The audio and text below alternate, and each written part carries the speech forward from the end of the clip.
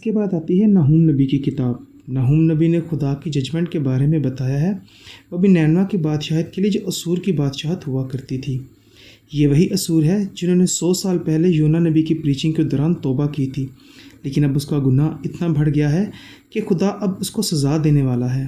یونا نبی کے وقت میں بھی بادشاہ سے لے کر چھوٹے بچے تک نے اپنے دل کو بدلا تھا، لیکن اب ان کے گناہوں کی وجہ سے ان پر رحم نہ کیا جائے گا۔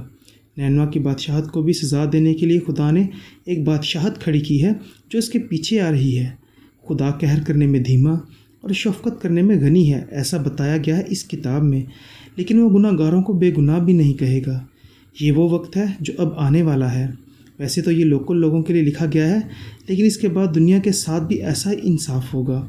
نہوم کی کتاب میں خوبصورت پاؤں جو پہاڑوں پر کلام کرتے ہیں، ایسا ہی مسیح یسوع کو دکھایا گیا ہے، Jesus as a beautiful fat preacher. اس کے بعد آتی ہے حبقوق نبی کی کتاب۔ حبقوق ایک ایسا نبی ہے جو اپنے پاس پاس ہوتے ہوئے ظلم کو دیکھتا ہے اور خدا کے آگے آواز لگاتا ہے کہ اے خدا، آس پاس جو ظلم ہو رہا ہے آپ اسے دیکھتے ہی رہتے ہیں، کچھ کرتے کیوں نہیں؟ اور خدا حبقوق کو جواب دیتا ہے کہ اس سے بھی برا ہونے والا ہے، میں کسدیوں کو ابھارنے جا رہا ہوں جو اسرائیل پر حملہ کرنے والے ہیں۔ حبقوق جواب دیتا ہے کہ اے خدا، اس قوم کا استعمال کیسے کر سکتے ہیں جو ہم سے بھی زیادہ خراب ہے، جو بت پرست بھی ہے اور ظالم بھی؟ اور بات یہاں بیبیلون کے راجہ کی ہو رہی ہے۔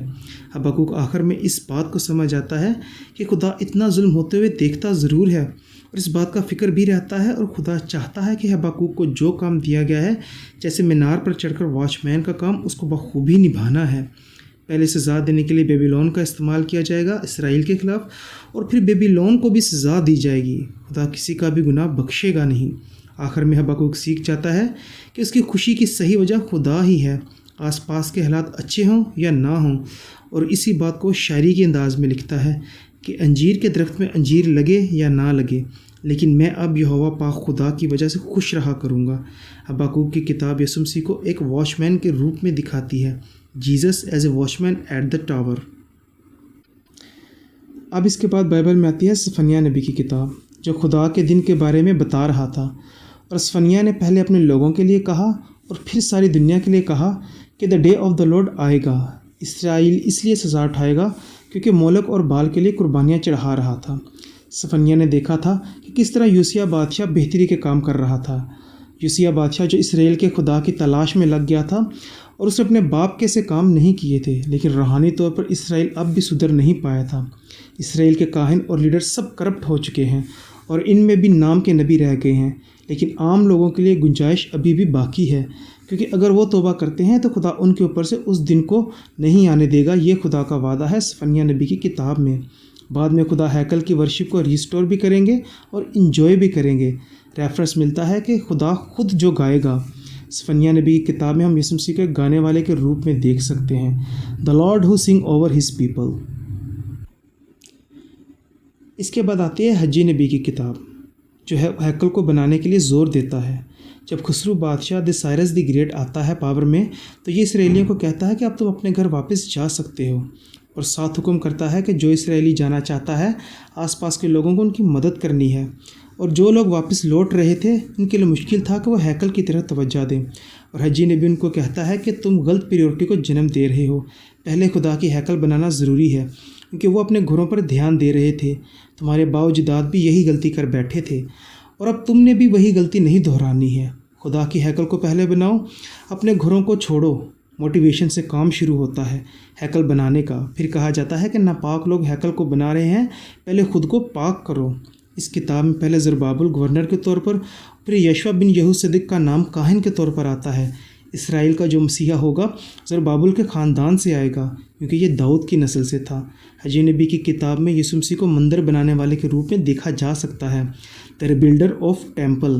یسوع مسیح نے بھی یہی کہا تھا، یہاں وہ ہے جو ہیکل سے بھی بڑا ہے، he himself the temple of the Jerusalem. اس کے بعد آتی ہے زکریا نبی کی کتاب، جو حجی نبی کی دور میں ہی تھا۔ زکریا نبی کی کتاب رواؤں سے بھری پڑی ہے۔